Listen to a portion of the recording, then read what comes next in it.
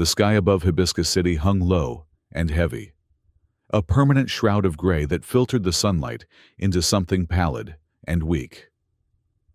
Dr. Lamin Lan stood at her office window, watching as the season's third acid rain began to fall, droplets sizzling faintly against the weathered metal rooftops below. At 40, she had lived long enough to remember when the city had actually deserved its name, when real hibiscus flowers had bloomed along its avenues instead of the genetically modified, drought-resistant variants that struggle to survive now. The year was 2050, and humanity had entered what Lan privately called the era of consequences. 2 degrees Celsius warmer than the turn of the millennium. The world had changed in ways both subtle and catastrophic. Coastal regions fought regular flooding as sea levels rose year by year. Ecosystems collapsed with increasing frequency. Dying oceans, shrinking rainforests, and species extinctions that had become so common they rarely made the news anymore. Lan turned away from the window and back to her desk, where satellite data streams painted an even grimmer picture than the view outside. This wasn't an apocalypse of nuclear fire or asteroid impact. Those would have been merciful in their suddenness. This was the slow apocalypse, the gradual, relentless decline of everything good in the world. Her communication pad buzzed with an incoming priority message. It was from the Arctic Monitoring Station, where her younger brother Hui served as a naval officer at one of the last remaining rescue outposts. The data package contained alarming new figures on ice melt rates, significantly faster than their most pessimistic models had projected. Lan's heart raced as she scrolled through the information, each chart and graph confirming what she had feared for years. They had already crossed thresholds that couldn't be reversed. As she prepared to respond, another message arrived from Hui himself. Just 3 words: situation beyond control. Lan tried to call him back immediately, but the connection failed repeatedly. She contacted the Naval Command Center, only to receive the clinical report she had dreaded. Lieutenant Lamin Hui was missing after an unexpected blizzard had overwhelmed their station. Search and rescue operations were underway, but conditions remained hazardous. That night, as acid rain pelted her apartment windows, Lan made a decision that would alter the course of her life. If humanity couldn't prevent the slow apocalypse, perhaps they could at least preserve what was being lost. She opened a new document on her workstation and titled it Project Memory, a comprehensive initiative to document and store humanity's cultural heritage, ecological legacy, and scientific knowledge before it vanished forever. "If we are to fade," she whispered to herself, "let us at least leave behind the memory of what we were." By 2055, what had begun as Lan's personal mission had grown into a small but dedicated collective. The early years of Project Memory had been difficult. Resources were already stretched thin across a struggling society, and convincing others to allocate precious funding toward what many saw as mere archiving seemed futile at first. "We need water purification systems, not digital libraries," one government official had told her bluntly. "People can't drink memories, Dr. Lan." Yet, she persisted, leveraging her reputation as a leading climate scientist to secure modest grants and, more importantly, to recruit talented individuals who shared her vision. Among the first was Nguyen Minh Thao, a 32-year-old IT engineer with a genius for distributed storage systems. "The problem isn't just storing the data," Thao explained during their first meeting, his thin fingers dancing across a holographic interface. "It's ensuring it survives whatever comes next. We need redundancy, physical backups, and systems that can operate with minimal power input." Thao designed a network of small satellite servers that could maintain connections even if large portions of the existing infrastructure collapsed. More crucially, he developed compression algorithms that allowed vast amounts of cultural and scientific data to be stored in remarkably compact forms. The second key member of their team arrived unexpectedly. Huang Van Dung, a 43-year-old former military officer, had initially approached Lan with skepticism about her project. Broad-shouldered and perpetually serious, with close-cropped gray hair and eyes that had seen too many conflicts. Dung had questioned the practicality of her mission during their first encounter. "You're preparing time capsules while the ship is sinking," he had said. "I'm preserving the blueprints, so perhaps someone can build another ship," Lan had countered. Something in her determination had resonated with him. 2 weeks later, he volunteered to oversee security for their first physical storage facility in the Lam Dong Highlands, where the relatively stable climate offered the best chance for long-term preservation. As Project Memory grew, so too did the challenges it faced. By 2060, resource scarcity had intensified across Southeast Asia. The Mekong River, once the lifeblood of multiple nations, had dwindled to a shadow of its former flow. Cities fought over water rights, sometimes literally, as small-scale conflicts erupted along border regions. Food shortages became commonplace as crop failures mounted.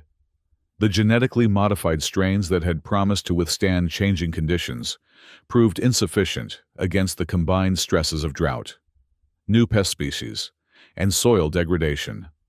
Political structures began to fragment. The central government, overwhelmed by crises on multiple fronts, increasingly ceded control to regional authorities. These emerging autonomous zones varied wildly in their approaches to survival, from technology-centered communities that poured resources into artificial farming systems to neo-traditionalist groups that rejected modern solutions entirely. Among the most troubling developments was the rise of the preservationists. What had begun as a moderate conservation movement transformed into something far more extreme under the leadership of Tran Quang Kai, a former environmental minister who had grown disillusioned with conventional approaches.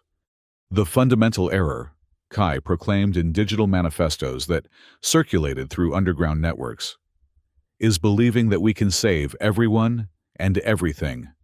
Preservation requires painful choices. Resources must be protected from the masses who would consume them without thought for tomorrow. The preservationists advocated for severe population controls, restricted access to remaining resources, and the abandonment of what they termed lost causes, regions and populations they deemed unsalvageable.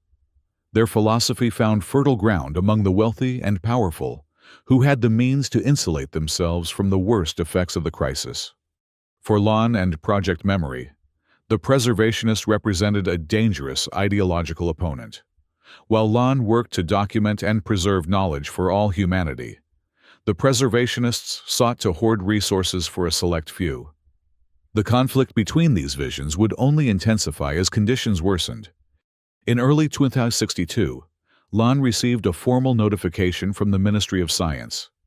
Her public data sharing practices had been deemed potentially destabilizing to social order, and she was ordered to restrict all climate findings to approved government channels.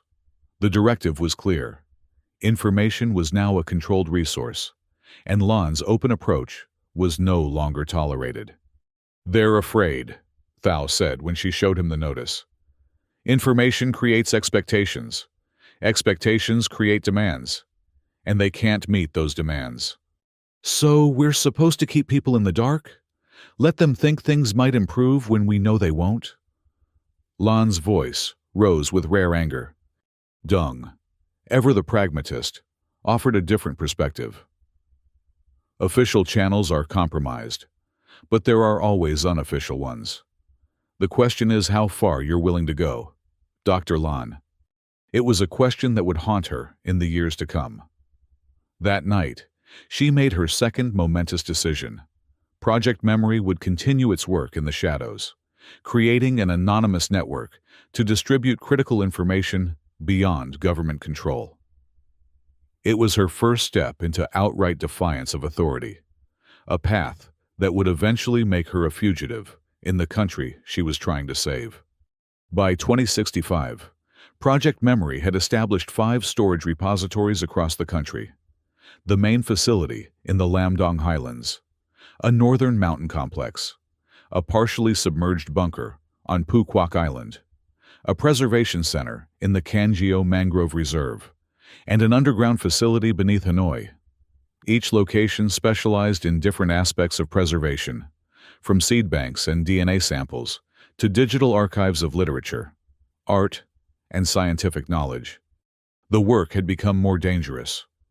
Government authorities increasingly viewed the project as a challenge to their information control policies. The preservationists had graduated from rhetorical opposition to active sabotage, targeting Lan's field stations and threatening her researchers. Despite these pressures, a significant breakthrough came with the arrival of Ngo Bao Ha, a 24-year-old environmental science student whose passion for biodiversity documentation brought new energy to the team. Small and wiry, with short-cropped hair and boundless enthusiasm, Ha specialized in collecting plant DNA samples and documenting vanishing ecosystems. "Every species is a library," Ha often said as she carefully cataloged specimens.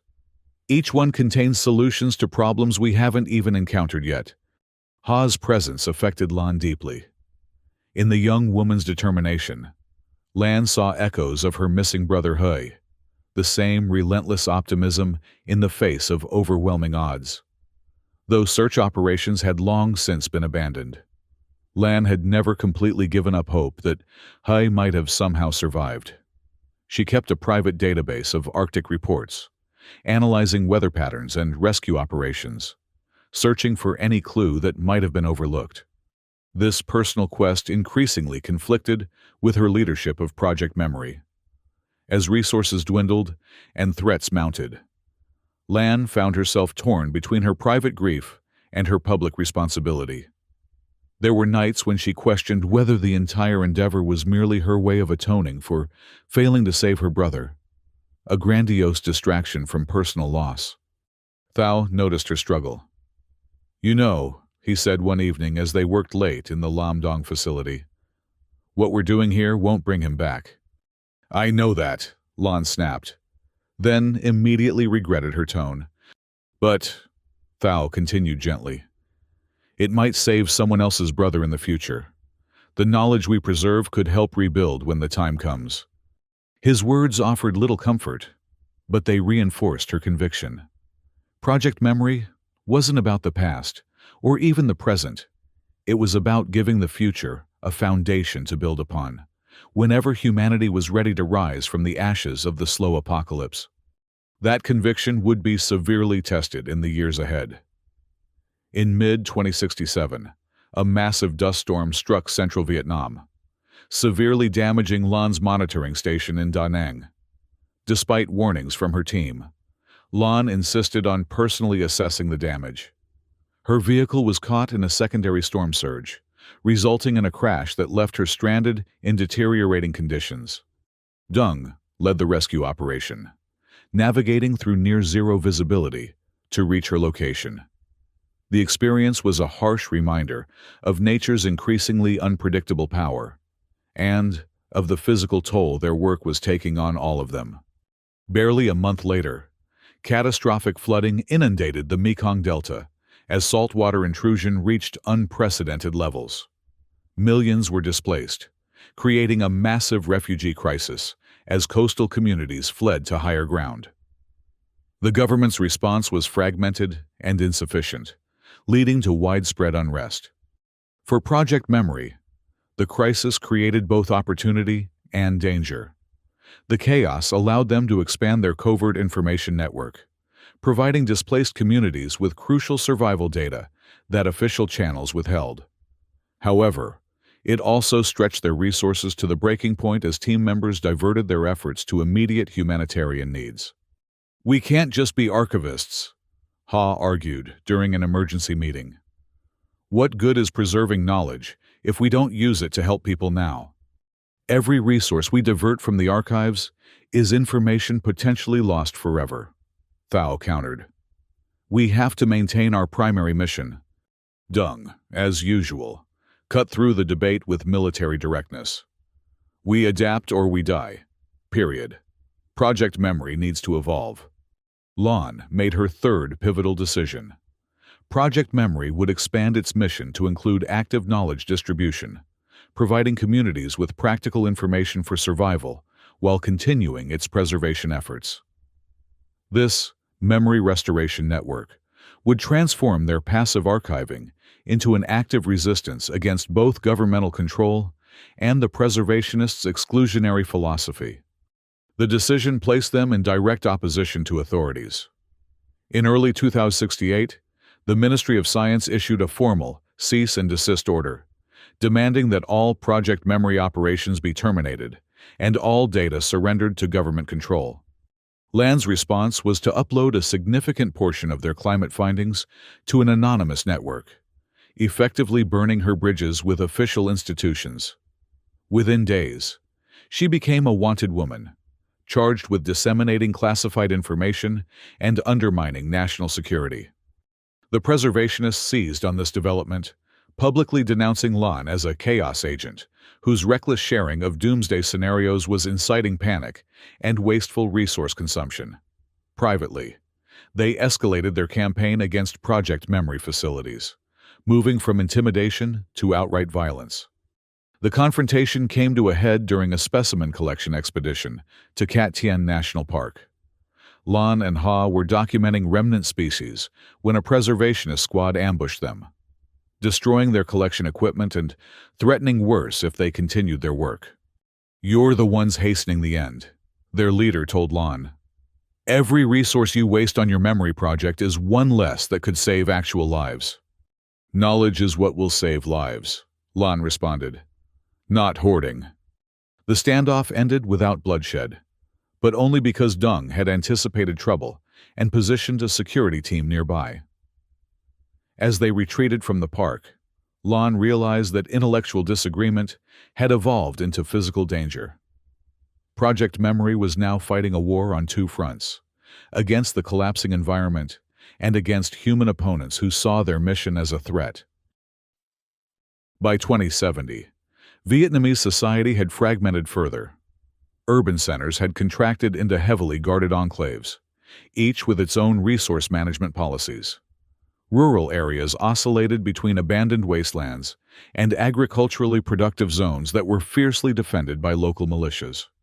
New religious movements flourished, offering spiritual explanations and apocalyptic frameworks for the ongoing collapse.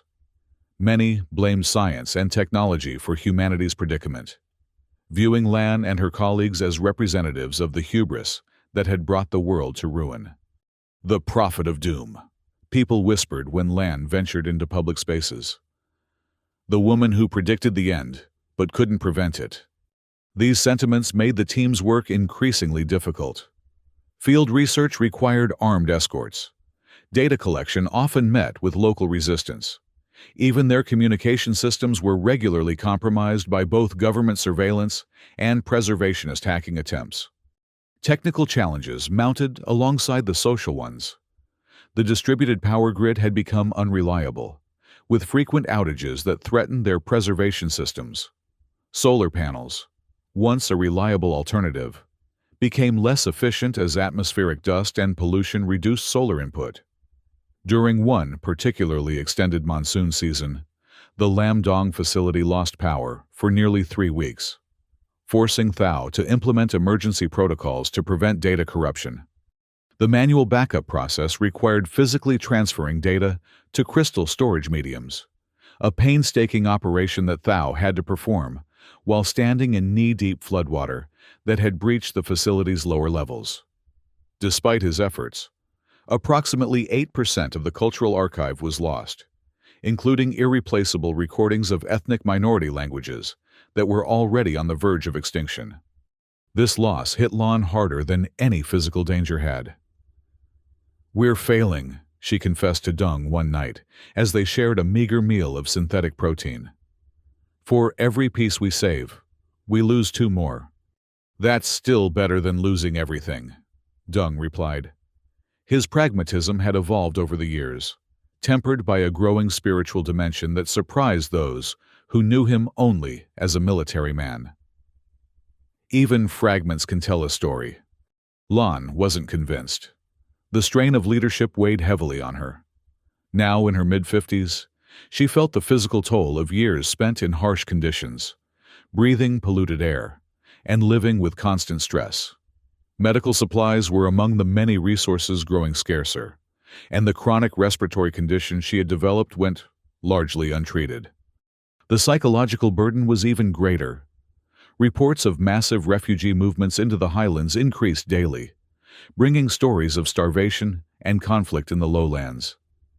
Each new arrival faced Lan with an impossible question. How could she justify devoting resources to archiving when people were dying from immediate needs? This question crystallized during a community council meeting where Project Memory requested additional solar panels for their Hanoi underground facility. A refugee representative stood up, a thin woman holding a malnourished child. "My daughter hasn't had clean water in 3 days," the woman said quietly. "How will your memories help her survive today?" Lan had no adequate answer. That night, she seriously considered abandoning the project entirely. Perhaps the preservationists were right. Perhaps trying to save everything meant ultimately saving nothing. It was Ha who pulled her back from this precipice of doubt. The young woman, now 30, and hardened by years in the field, presented Lan with a small miracle, a drought-resistant rice variety they had cultivated using genetic material preserved in their seed bank. "This isn't just about remembering the past," Ha said. "It's about using that knowledge to create a future. Your brother understood that. That's why he was monitoring the Arctic. He knew someone would need that data someday." The mention of Hui, rare among her colleagues who had learned not to bring up the painful subject, struck Lan deeply. She realized that she had been thinking too narrowly about Project Memory's mission. It wasn't just passive preservation.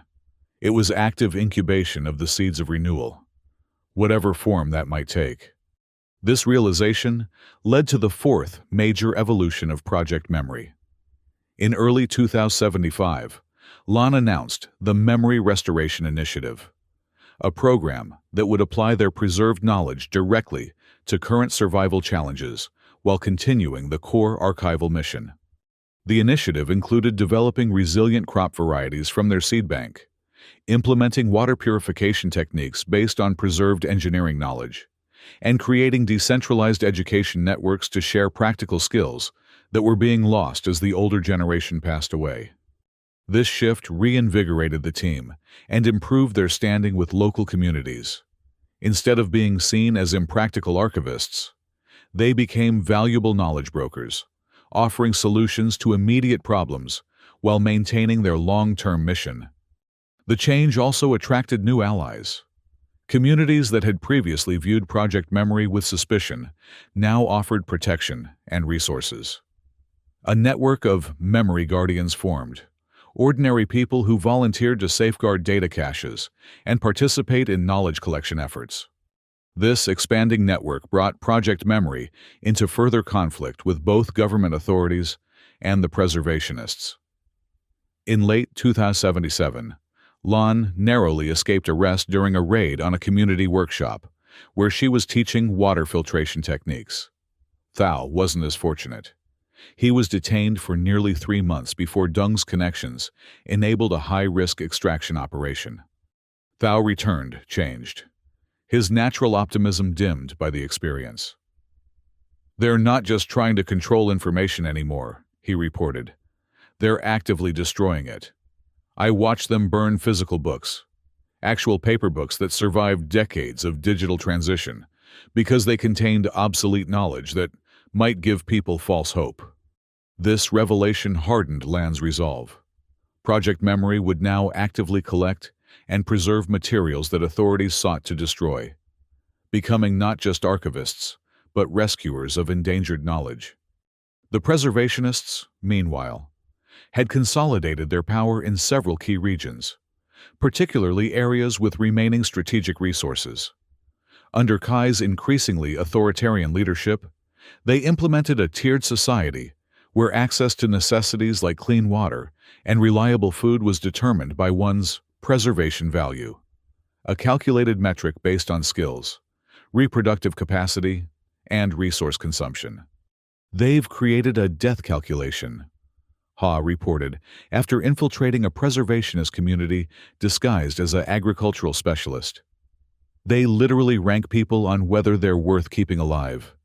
As 2080 approached, tensions built toward an inevitable breaking point. The slow apocalypse had accelerated in ways even Land's models hadn't fully anticipated. Global temperature increase had triggered feedback loops that intensified extreme weather events. The Asian monsoon pattern had destabilized completely, resulting in unpredictable cycles of drought and flooding that made even basic agriculture a gamble. Sea level rise had claimed significant portions of coastal Vietnam, with Saigon now partially submerged and Hanoi regularly flooded during storm surges. The population had consolidated into three main zones: highland communities, where Project Memory maintained its strongest presence; preservationist-controlled resource enclaves; and desperate lowland regions, where government authority maintained a tenuous hold. Project Memory itself had evolved into a distributed network of knowledge hubs, with the 5 main repositories serving as anchors for dozens of smaller community archives. Their work was dangerous, but essential. The last organized effort to ensure that humanity's accumulated wisdom wouldn't disappear along with its cities and ecosystems. As 2080 dawned, Lan sensed that they were approaching a decisive moment. "We need to consolidate what we've saved," she told her core team. "Too much is still vulnerable. We need a final secure repository, something that could survive even total societal collapse." Little did she know that both nature and human adversaries were about to put her entire life's work to the ultimate test. The event that would later be known as the Wall began on August 3, 2080. Meteorological systems had already been showing disturbing patterns for weeks. Unusual pressure gradients forming over the warming South China Sea, intersecting with destabilized jet stream flows. But even with their advanced modeling, no one predicted the unprecedented convergence that created the super typhoon. It struck central Vietnam with sustained winds exceeding 350 kilometers per hour, far beyond what any remaining infrastructure had been designed to withstand. The storm surge pushed nearly 20 kilometers inland in some areas, while rainfall measured in meters, rather than centimeters, triggered catastrophic landslides across the highlands. Lan was at the Lam Dong facility when the first alerts came through. "This isn't just another storm," she told the team as they watched the satellite imagery. "This is something new." They had approximately 36 hours to prepare. Thao immediately began emergency data transfers to their most secure backup systems. Ha coordinated with community networks to implement evacuation protocols they had developed over the years.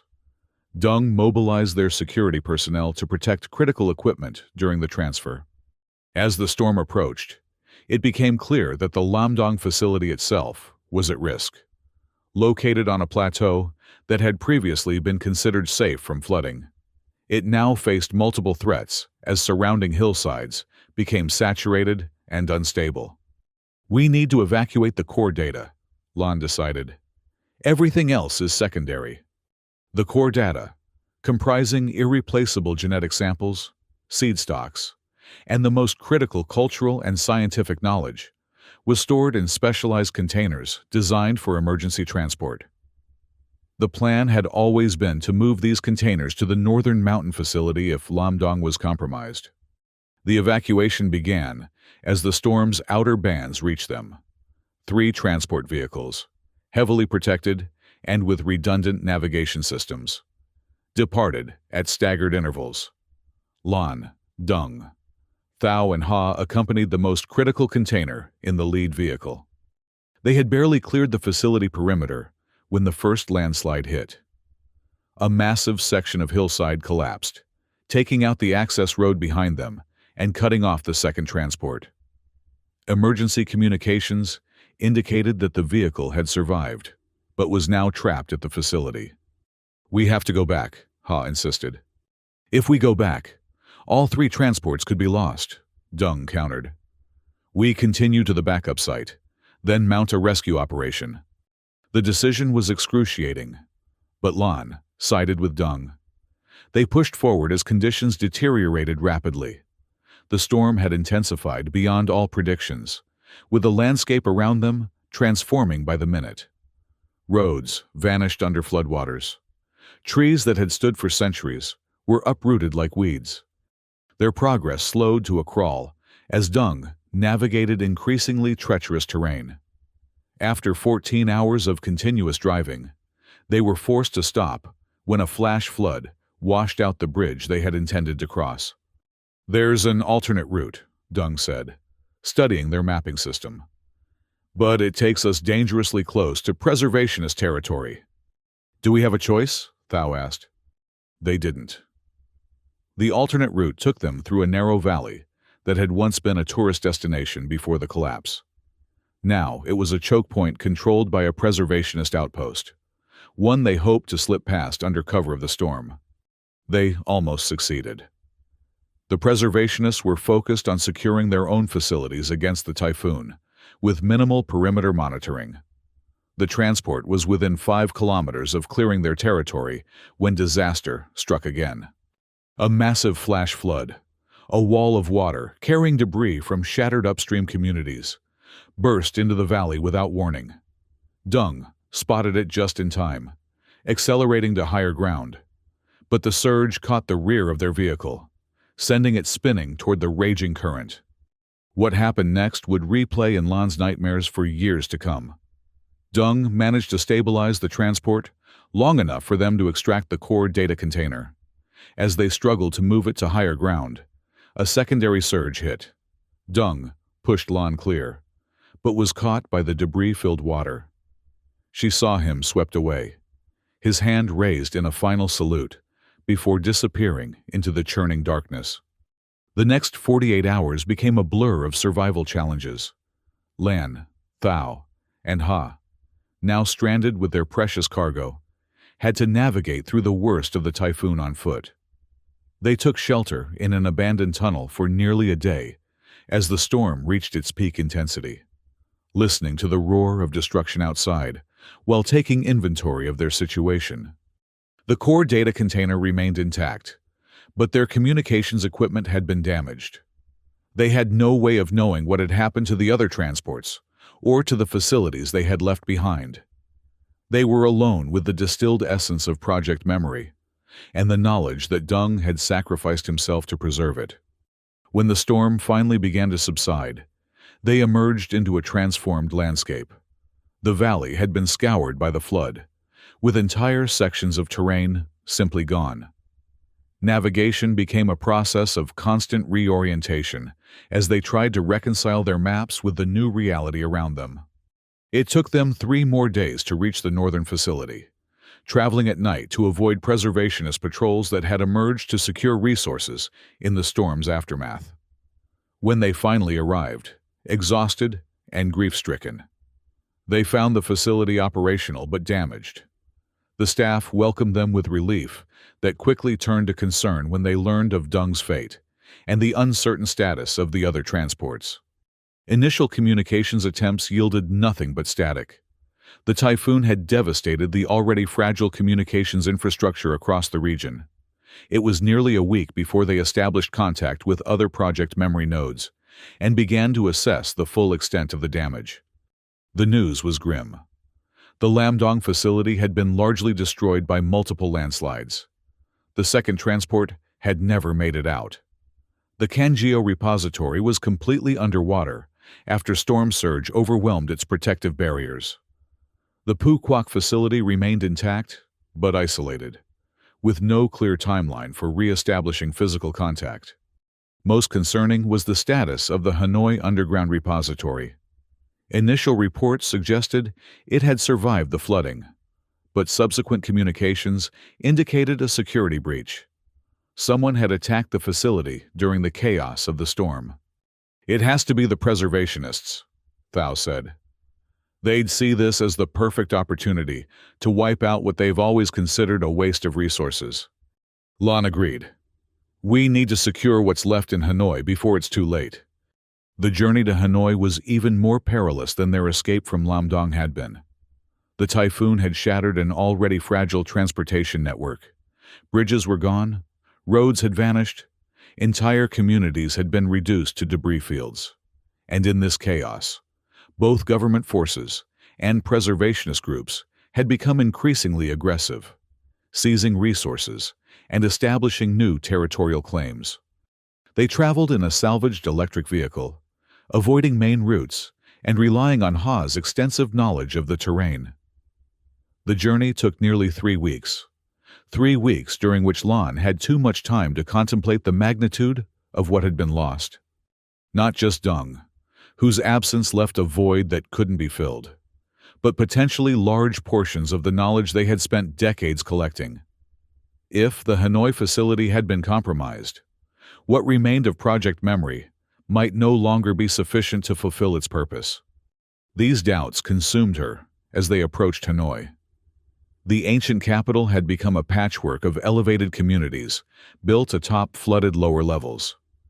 The underground repository was located beneath what had once been a university campus, now serving as a government administrative center. Their arrival coincided with growing civil unrest. Food distribution had broken down in the typhoon's aftermath, and desperate residents were challenging the authorities. This chaos provided cover for their approach, but also complicated their access to the facility.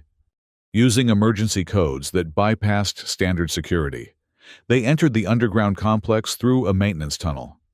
The facility appeared intact at first glance. The reinforced structure had weathered the flooding well. But as they penetrated deeper, evidence of deliberate sabotage became clear. Storage units had been forcibly opened. Backup power systems had been disabled, and on the main access door to the central archive, a symbol had been painted, the stylized tree emblem of the preservationists. Inside, the destruction was methodical. Physical documents had been burned. Storage drives had been electromagnetically wiped. Backup systems had been physically destroyed. Whoever had done this had been determined to erase everything. They knew exactly what they were doing, Thao said grimly as he assessed the damage to the main server room. This wasn't random vandalism. They targeted the most critical systems first. "Can anything be recovered?" Lon asked, trying to keep her voice steady despite the devastation around her. Thao shook his head slowly. "Maybe fragments. I designed redundancies they might have missed. But most of what was stored here is gone." As they surveyed the destruction, Ha made a critical discovery: security footage that had survived on an isolated system. The recordings showed a preservationist team entering the facility during the height of the storm, led by a figure Lon recognized immediately, Tran Quang Kai himself. "This wasn't just an attack on data," Ha said. "This was a statement. He wanted to destroy what you built personally." The footage continued, showing Kai delivering what appeared to be a speech to his team before they began their systematic destruction. Though the audio was corrupted, one phrase came through clearly: "Erase the false hope. Only then will people accept the necessary sacrifices." As they contemplated their next move, Thao discovered something unexpected: a hidden partition in the quantum storage array that appeared to be intact. It contained an encrypted transmission protocol that he had designed years earlier as a failsafe. "It's the emergency broadcast system," he explained, "designed to transmit critical data to all remaining satellites simultaneously. We always said we'd only use it as a last resort because it would expose our entire network." "Is this not a last resort?" Ha asked. Lan stared at the interface, facing the most difficult decision of her career. Using the broadcast system would share what remained of their data widely, potentially preserving it beyond the preservationists' reach. But it would also reveal the locations of all remaining memory nodes, making them targets for further attacks. The decision was complicated by what the data actually contained. Among the files was a breakthrough they had recently made: a water purification technique using locally available materials, and a method for regenerating soil in salt-contaminated areas. This information could save countless lives if widely distributed. but would be lost forever if the preservationists found and destroyed the remaining repositories. If we broadcast, we expose every remaining node, Thao warned. If we don't, and the preservationists find our other facilities, everything could be lost. Lan closed her eyes, thinking of Deng's sacrifice, of her brother Hui lost in the Arctic, of all they had worked for. When she opened them again, her decision was made. Broadcast everything, she said. All of it. Let the knowledge scatter like seeds. Some will fall on barren ground, but some will take root and grow. Thao nodded and began the transmission process. As the data flowed outward to hundreds of receivers across the region and beyond, a security alarm triggered. The preservationists had returned, perhaps alerted by the power surge the transmission had caused. "We need to go," Ha urged, already moving toward the emergency exit. "Not yet," Lan said, her attention fixed on the security monitors. "We need proof of what they've done. Without it, they'll just claim we lost the data through incompetence." She began copying the security footage to a portable drive, working quickly as the sounds of the intruders grew closer. Thao joined her, adding critical system logs that would prove deliberate sabotage rather than storm damage. They barely completed the transfer before the first preservationist team breached the outer security door. Their escape through the maintenance tunnels became a desperate race, with armed pursuers close behind. They emerged into a Hanoi, transformed by both the typhoon's destruction and the civil unrest that had followed. The streets had become a battleground between government forces and hungry citizens. Moving through this chaos, they made their way to a predetermined emergency rendezvous point, a small temple that had been converted into a community clinic. There, sympathetic staff hid them as preservationist search teams moved through the area. From their hiding place, they monitored the impact of their broadcast.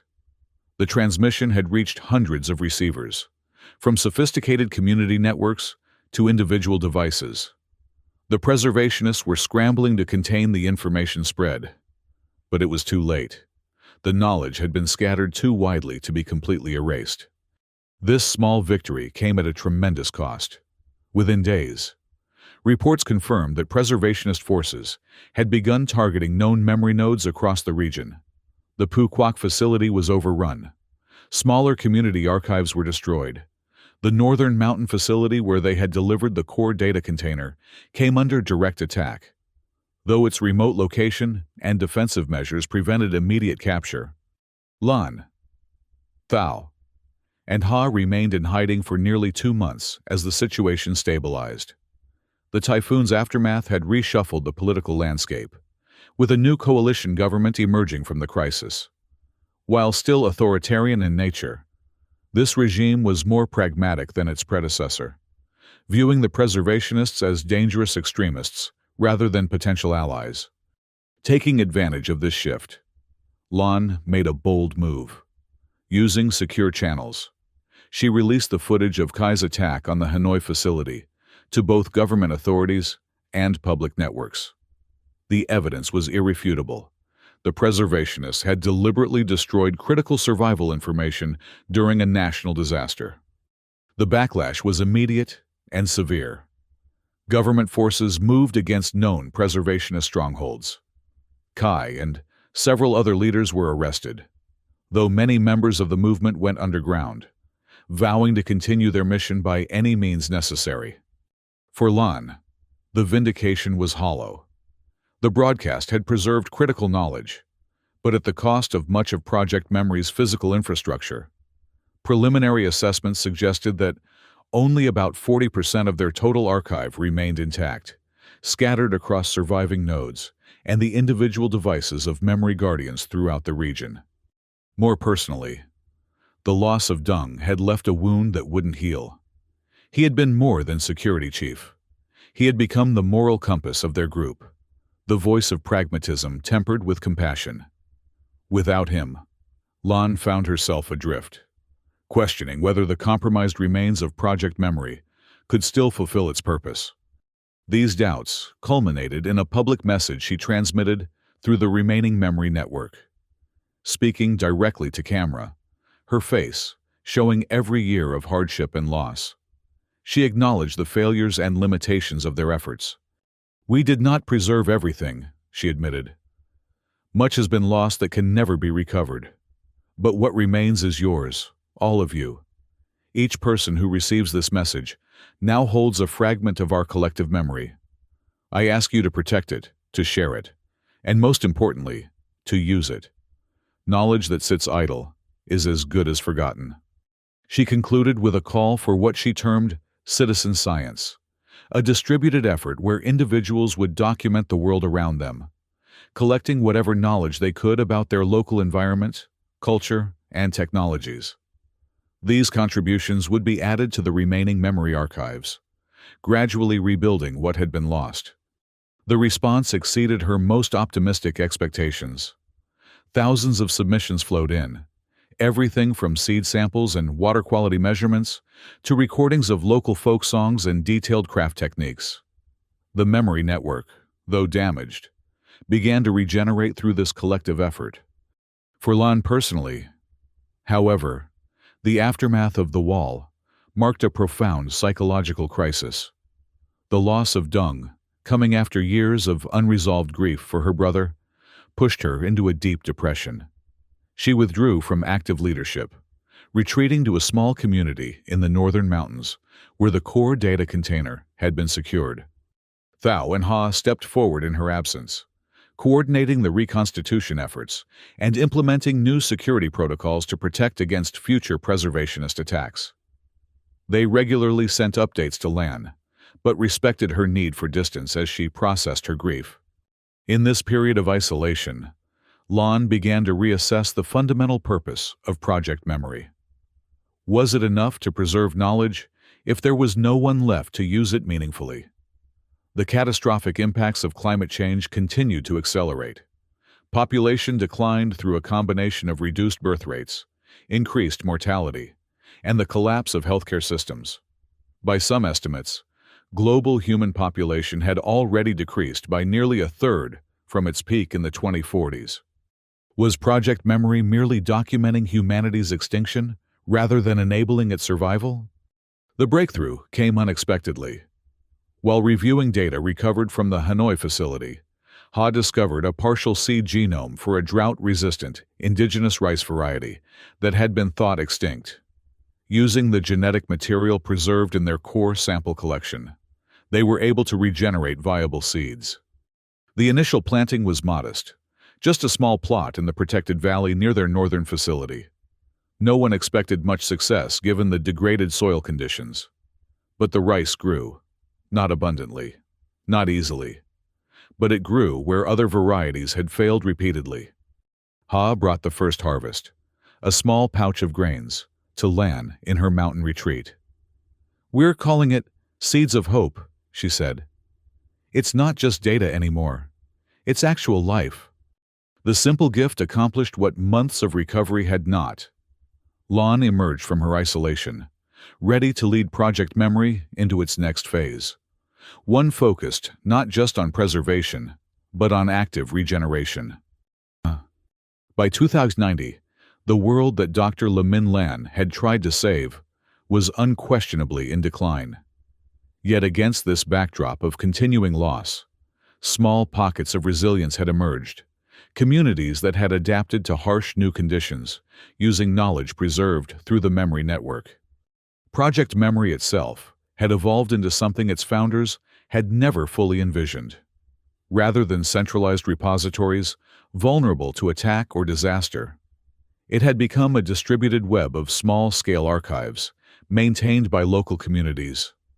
These memory gardens, as they came to be known, combined physical preservation of seeds, tools, and written knowledge with oral tradition and practical skills training.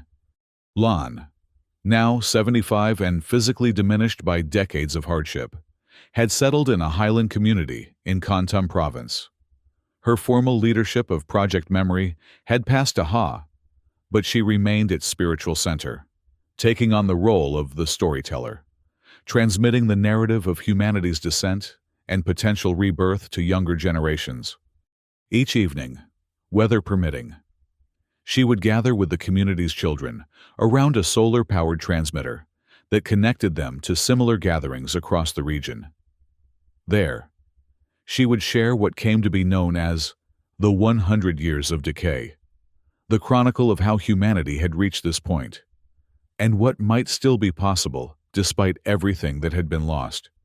"We weren't the first civilization to fall," she would tell her young audience. "Throughout history, societies have collapsed, knowledge has been lost, and then, eventually, rebuilt. The difference now is that we are trying to preserve the seeds of renewal deliberately to shorten the dark age that follows." The memory network now connected over 200 communities, each maintaining their own small archive focused on locally relevant knowledge. While the grand vision of preserving all human knowledge had proven impossible, this patchwork approach had successfully maintained critical information, from agricultural techniques and medical knowledge to cultural heritage and technological principles. Thao, now in his 70s, had trained a generation of technical specialists who maintained the remaining digital infrastructure, working with salvaged components and ingeniously repurposed technology. They kept the knowledge flowing despite chronic power shortages and equipment failures. Ha, in her 50s, had become the operational leader of the network, coordinating between communities and overseeing the continued expansion of the Seeds of Hope initiative. Her children had grown up within the memory network, taking on specialized roles, her eldest son focusing on water purification technology, her daughter becoming an expert in seed preservation. The world around them continued to struggle with the consequences of environmental collapse.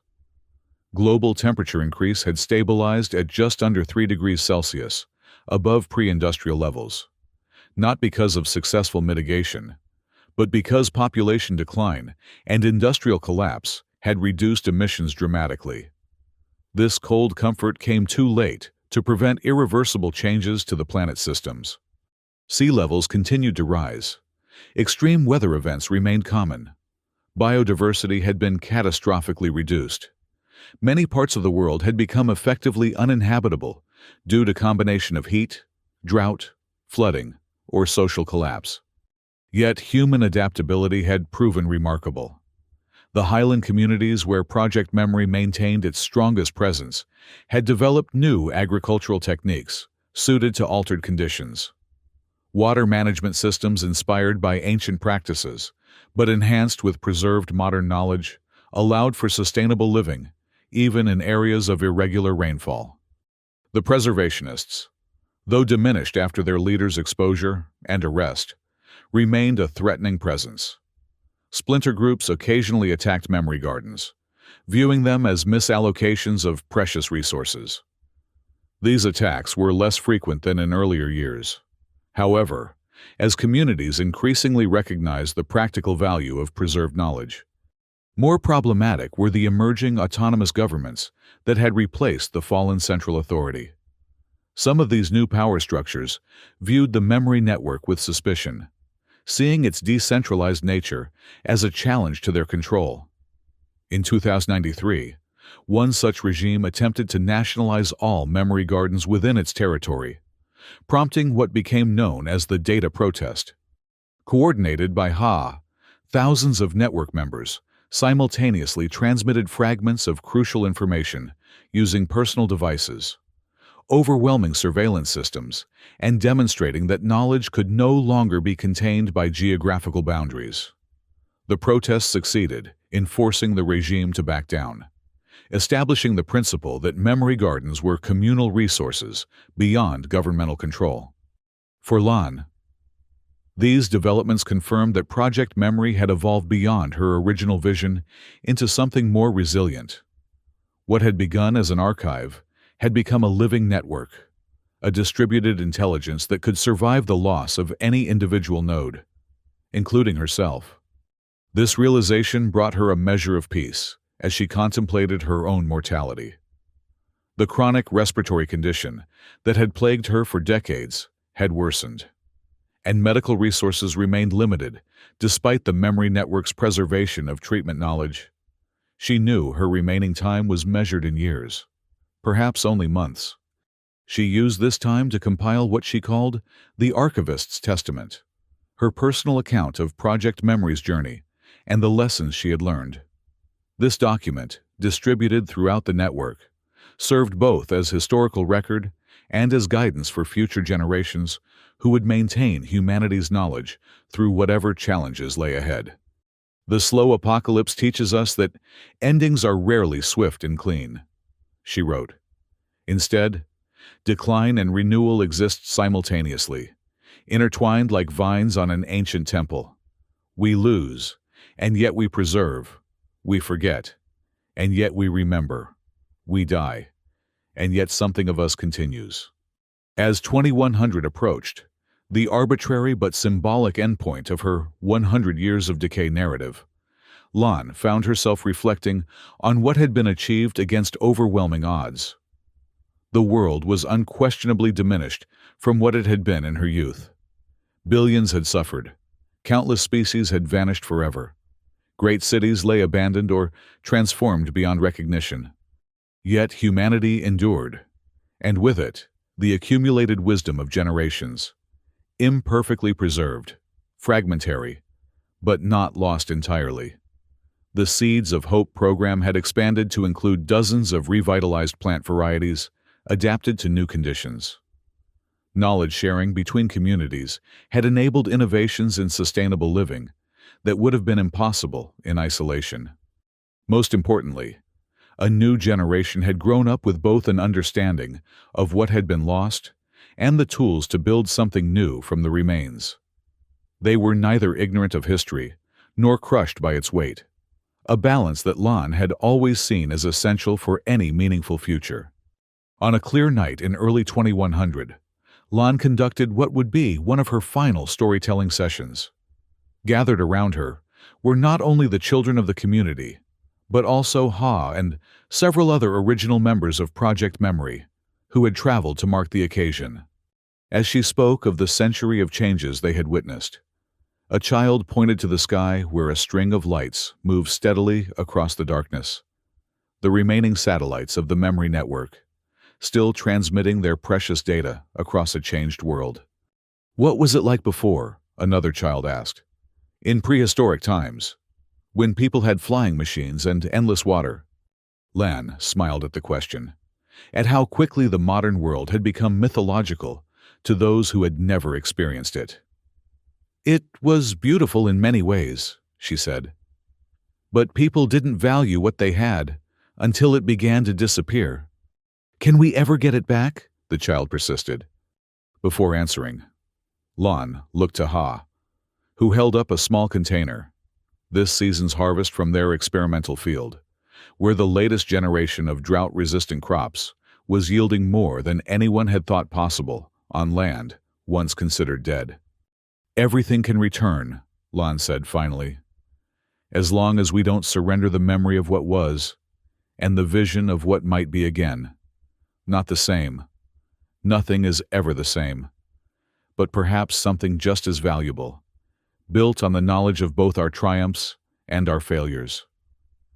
Later that night, alone with Ha, Lan confessed her deepest fear, that despite everything they had preserved, it might not be enough to prevent humanity from repeating its most devastating mistakes once recovery began in earnest.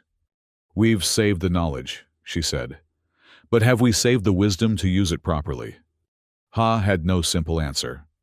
The future remained as uncertain as it had been when Lan had first conceived Project Memory half a century earlier. The slow apocalypse continued its inexorable progression, with no clear endpoint in sight.